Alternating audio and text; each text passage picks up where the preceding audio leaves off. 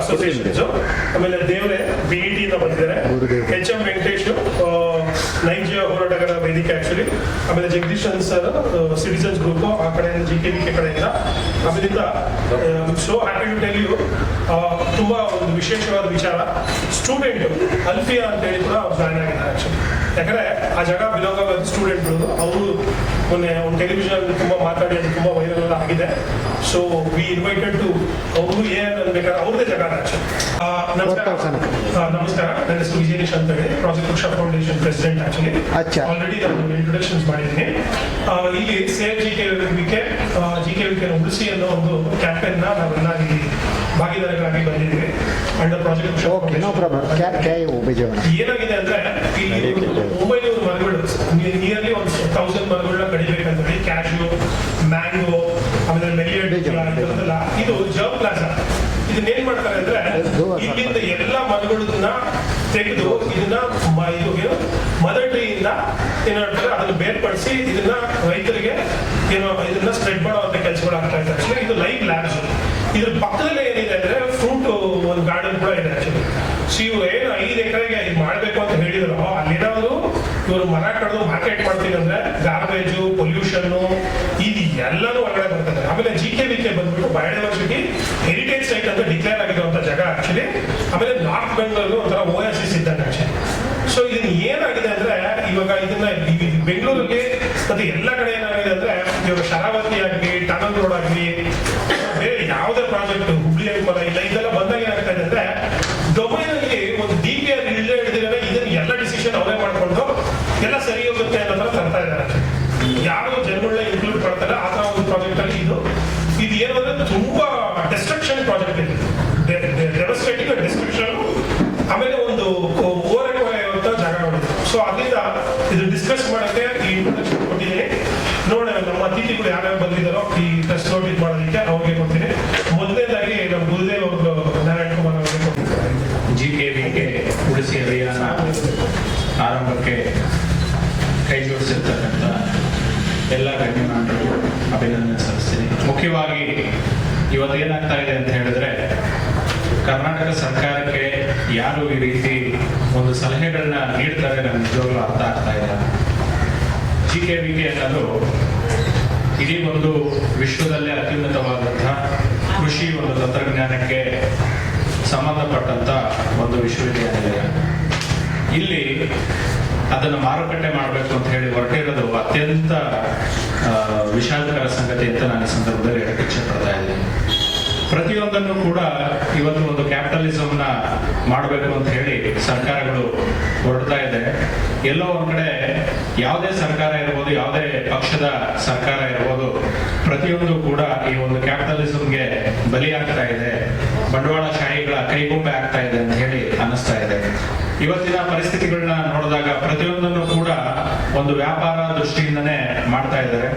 ಶಿಕ್ಷಣ ಅನ್ನೋದು ಈಗಾಗಲೇ ವ್ಯಾಪಾರ ಆಗೋಗಿದೆ. ಆದ್ರೆ ಕೆಲವು ಉನ್ನತವಾದಂತ ಸರ್ಕಾರ ನಡೆಸ್ತಿರ್ತಕ್ಕಂಥ ಇತರ ವಿಶ್ವವಿದ್ಯಾನಿಲಯಗಳ ಜಾಗದಲ್ಲಿ ಯಾರಿಗೋ ಒಬ್ಬ ಬಂಡವಾಳಶಾಹಿಗೆ ಅನುಕೂಲ ಆಗಬೇಕು ಅನ್ನೋ ಒಂದು ಮನಸ್ಥಿತಿಯಿಂದ ಅಲ್ಲಿ ಒಂದು ಮಾರುಕಟ್ಟೆಯನ್ನ ತೆರೆಯೋದಕ್ಕೆ ಹೋಗ್ತಿದ್ದಾರೆ. ಇದು ನಿಜವಾಗ್ಲೂ ಕೂಡ ಯಾರು ಕೂಡ ಒಪ್ಪುವಂತ ನಾಗರಿಕ ಸಮಾಜದಲ್ಲಿ ಒಪ್ಪುವಂತ ವಿಚಾರ ಅಲ್ಲ. ಈಗ ತಾವು ನೋಡ್ತಾ ಇದ್ದೀರಾ, ಬೆಂಗಳೂರು ವಿಶ್ವವಿದ್ಯಾನಿಲಯವನ್ನು ಕೂಡ ಉಳಿಸ್ಕೋಬೇಕು ಅಂತ ಹೇಳಿ ಹಲವಾರು ಹೋರಾಟಗಳನ್ನ ನಾನು ಮತ್ತು ವಿಜಯ ನಿಶಾಂತ್ ಹಲವಾರು ವರ್ಷಗಳಿಂದ ನಿರಂತರವಾಗಿ ಮಾಡ್ಕೊಂಡು ಬರ್ತಾ ಇದ್ದೀವಿ. ಬೆಂಗಳೂರು ವಿಶ್ವವಿದ್ಯಾನಿಲಯವನ್ನು ಕೂಡ ನಾವು ಬೃಹತ್ ಬೆಂಗಳೂರು ಮಹಾನಗರ ಪಾಲಿಕೆಯಲ್ಲಿ ಜೀವ ವೈವಿಧ್ಯವನ್ನ ಆ ಒಂದು ಗುಂಪಿಗೆ ಸೇರಿಸಲು ಬಹಳಷ್ಟು ಶ್ರಮ ಪಟ್ವಿ. ಅದರಲ್ಲಿ ನಮ್ಮ ವಿಜಯ ನಿಶಾಂತ್ ಯಶಸ್ವಿ ಆದರು. ಇಷ್ಟೆಲ್ಲ ಉಳಿಸ್ಬೇಕು ಅಂತ ಹೇಳಿ ನಾವು ಹೋರಾಟಗಳು ಮಾಡ್ತಿದ್ರೆ ಸರ್ಕಾರ ಎಲ್ಲೆಲ್ಲಿ ಖಾಲಿ ಜಾಗ ಇದೆ ಅಲ್ಲೆಲ್ಲ ಗುರುತಿಸ್ಬಿಟ್ಟು ಈ ರೀತಿ ಒಂದು ವ್ಯಾಪಾರ ಸ್ಥಳಗಳನ್ನ ಮಾಡಕ್ ಹೊರಟಿರೋದು ಇದು ನಿಜವಾಗ್ಲೂ ಕೂಡ ಯಾರು ಕೂಡ ಒಪ್ಪಕ್ಕಾಗಲ್ಲ. ಯಾಕೆ ಅಂತ ಹೇಳಿದ್ರೆ ನಮ್ಮ ವಿಜಯ ನಿಶಾಂತ್ ಆಲ್ರೆಡಿ ಹೇಳಿದ್ದಾರೆ, ಏನು 900 ಮರಗಳು ವಿಶೇಷವಾಗಿ ಅಲ್ಲಿ ಕಸಿ ಮಾಡಿ ಬೆಳೆಸಿದ್ದಾರೆ. ಮತ್ತೊಮ್ಮೆ ಅದನ್ನು ಮಾಡಕ್ಕಾಗತ್ತೆ, ಯೋಚನೆ ಮಾಡ್ಬೇಕಾಗತ್ತೆ. ತಂತ್ರಜ್ಞಾನಗಳು ಇವತ್ತು ಮುಂದುವರಿತಾ ಇದೆ. ಬೇರೆ ಬೇರೆ ದೇಶಗಳು ಕೃಷಿನಲ್ಲಿ ಅಗಾಧವಾದ ಸಾಧನೆಯನ್ನ ಮಾಡ್ತಿದೆ. ಇವತ್ತು ಭಾರತದಲ್ಲಿ ನಮ್ಮ ಜನಸಂಖ್ಯೆಗೆ ಬೇಕಾಗಿರ್ತಕ್ಕಂಥ ಒಂದು ಉತ್ಪತ್ತಿ ಆಗ್ತಿದೆಯಾ ಅನ್ನೋದು ನಾವು ಮೊದಲು ಯೋಚನೆ ಮಾಡಬೇಕಾಗಿದೆ. ಅದಕ್ಕೆ ನಾವು ಇರೋದ ಇಡೀ ಕರ್ನಾಟಕದಲ್ಲಿ ಒಂದೇ ಒಂದು ವಿಶ್ವವಿದ್ಯಾಲಯ, ಅದು GKVK. ಇವತ್ತು ಅದು ತನ್ನೆಲ್ಲ ಶಕ್ತಿಯನ್ನ ಬಳಸ್ಕೊಂಡು ರೈತರಿಗೆ ಏನ್ ಬೇಕೋ, ಇವಾಗ ಅಲ್ಲೊಂದು ಮೇಳ ಕೂಡ ನಡೀತಾ ಇದೆ. ಆ ರೀತಿ ಮೇಳಗಳು ನಡೆದ್ರೆ ಏನೂ ತೊಂದರೆ ಇಲ್ಲ. ಆದ್ರೆ ನೀವು ವ್ಯವಸ್ಥಿತವಾಗಿ ಅಲ್ಲಿ ಒಂದು 5 ಎಕರೆನಲ್ಲಿ ಇರ್ತಕ್ಕಂಥ ಜೀವ ವೈವಿಧ್ಯ ವನವನ್ನ ಹಾಳು ಮಾಡಿ ಅಲ್ಲೊಂದು ಪಕ್ಷಿ ಸಂಕುಲ ಇದೆ, ಪ್ರಾಣಿ ಸಂಕುಲ ಇದೆ, ಎಲ್ಲ ಅದರದೇ ಆದಂತ ಒಂದು ಪರಿಸರ ಮತ್ತು ವಾತಾವರಣ ನಿರ್ಮಾಣ ಆಗಿದೆ. ಈ ಸಂದರ್ಭದಲ್ಲಿ ಸರ್ಕಾರ ಅಲ್ಲಿ ಬಂದು ಕೇವಲ ಒಂದು ವ್ಯಾಪಾರ ಉದ್ದೇಶಕ್ಕೋಸ್ಕರ ನೀವು ಮಾಡಬೇಕು ಅಂತ ಹೇಳಿದ್ರೆ, ಸರ್ಕಾರದಲ್ಲಿ ಸಾಕಷ್ಟು ಜಾಗಗಳಿದ್ದಾವೆ. ನೀವು ಅಲ್ಲೇನೆ ಬೇರೆ ಜಾಗಗಳನ್ನ ಗುರುತಿಸಿ ಯಾಕೆ ನೀವು ವಿಶ್ವವಿದ್ಯಾನಿಲಯಗಳನ್ನ ನೀವು ಇವತ್ತು ಕೇಂದ್ರೀಕರಣ ಮಾಡ್ತಾ ಇದ್ದೀರಾ ಅನ್ನೋದು ನನಗೆ ಅರ್ಥ ಆಗ್ತಾ ಇಲ್ಲ. ವಿದ್ಯಾರ್ಥಿಗಳ ಭವಿಷ್ಯ ಇವತ್ತು ವಿಶ್ವವಿದ್ಯಾನಿಲಯ ಏನಕ್ಕೆ ಅಷ್ಟೊಂದು ವಿಶಾಲವಾಗಿತ್ತು ಅಂತ ಹೇಳಿದ್ರೆ, ಮುಂದಿನ ಪೀಳಿಗೆ ಬರ್ತಕ್ಕಂಥ ಭವಿಷ್ಯದ ವಿದ್ಯಾರ್ಥಿಗಳು ಅವರು ಈ ದೇಶನ ಮುನ್ನಡೆಸಬೇಕಾಗತ್ತೆ. ಅವರು ಒಳ್ಳೆ ವಿದ್ಯಾಭ್ಯಾಸವನ್ನು ಮಾಡಬೇಕು. ಈ ದೇಶದ ಅಭಿವೃದ್ಧಿ ಅಂತ ಹೇಳಿದ್ರೆ ಕೇವಲ ಬಂಡವಾಳಶಾಹಿಗಳನ್ನ ಅಭಿವೃದ್ಧಿ ಅಂತ ತಿಳ್ಕೊಂಡ್ಬಿಟ್ಟಿದೆ. ಯಾವುದೇ ಸರ್ಕಾರಗಳು ಬಂದರೂ ಕೂಡ ದೇಶದ ಅಭಿವೃದ್ಧಿ ಅಂತ ಹೇಳಿದ್ರೆ ಯಾರೋ 4 ಜನ ಬಂಡವಾಳಶಾಹಿಗಳು, ಕಾರ್ಪೊರೇಟ್ ಕಂಪನಿಗಳು ಉದ್ಧಾರ ಆದ್ರೆ ದೇಶ ಉದ್ಧಾರ ಆಗತ್ತೆ ಅಂತ ತಿಳ್ಕೊಂಡ್ಬಿಟ್ಟಿದ್ದಾರೆ. ಆದ್ರೆ ಇವತ್ತು 140 ಕೋಟಿ ಜನಸಂಖ್ಯೆ ಇರ್ತಕ್ಕಂಥ ಈ ದೇಶದಲ್ಲಿ ಪ್ರತಿಯೊಬ್ಬನ ತಲಾದಾಯ ಎಷ್ಟಿದೆ, ಹಾಗೆ ಅವನಿಗೆ ಬೇಕಾಗದಂತ ಮೂಲಭೂತ ಸೌಕರ್ಯ ಎಷ್ಟಿದೆ, ಅದ್ರ ಜೊತೆನಲ್ಲಿ ಪ್ರಕೃತಿನೂ ಕೂಡ ನಾವು ಸಮತೋಲನವನ್ನ ಮಾಡ್ಕೊಂಡು ಹೋಗಬೇಕು. ದುರದೃಷ್ಟಕರ ಸಂಗತಿ ಅಂತ ಹೇಳಿದ್ರೆ, ಕಳೆದ ವರ್ಷ ಸುಮಾರು ಲಕ್ಷಾಂತರ ಹೆಕ್ಟೇರ್ ಕಾಡನ್ನ ಅಭಿವೃದ್ಧಿಗೋಸ್ಕರ ಬಳಸ್ಕೊಂತೀವಿ ಅಂತ ಹೇಳಿ ಸರ್ಕಾರ ಆದೇಶ ಕೊಡುತ್ತೆ. ಅದಾದ ನಂತರ ಹಲವಾರು ಇವತ್ತು ಬದಲಾವಣೆಗಳಾಗಿದೆ. ಹುಬ್ಬಳ್ಳಿ ಅಂಕೋಲ ರೈಲ್ ಇರಬಹುದು, ಹಾಗೆ ನಮ್ಮ ಸಂಡೂರಿನಲ್ಲಿ ಇವತ್ತೇನಲ್ಲಿ ಮತ್ತೆ ಉಕ್ಕಿನ ಕಾರ್ಖಾನೆ ಆರಂಭ ಮಾಡಬೇಕು ಅಂತ ಹೇಳಿ ಓಡಾಡ್ತಾ ಇದೆ ಸರ್ಕಾರ. ಇದೆಲ್ಲ ಯಾರಿಗೆ ಜನ ಕೇಳಿದ್ರೆ? ಜನ ಯಾರು ಕೂಡ ಕೇಳಿಲ್ಲ.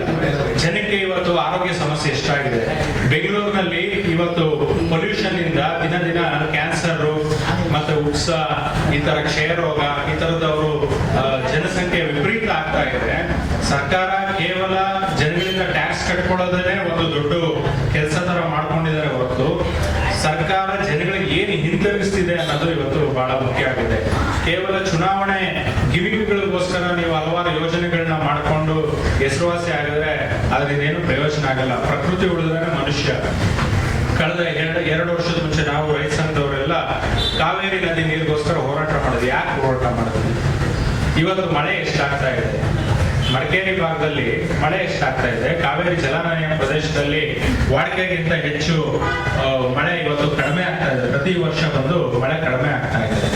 ಇವತ್ತು ಸರ್ಕಾರಿ ಶಾಲೆಗಳನ್ನ ಮುಚ್ಚುವಂತ ದುಸ್ಸಾಹಸ ಇವತ್ತು ರಾಜ್ಯ ಸರ್ಕಾರ ಕೈಗೆ ಹಾಕಿದೆ. ಇವೆಲ್ಲ ನೋಡ್ತಾ ಇದ್ರೆ ಎಂತ ಸಾಕ್ತಿದೆ ನಮ್ಮ ನಾಗರಿಕತೆ.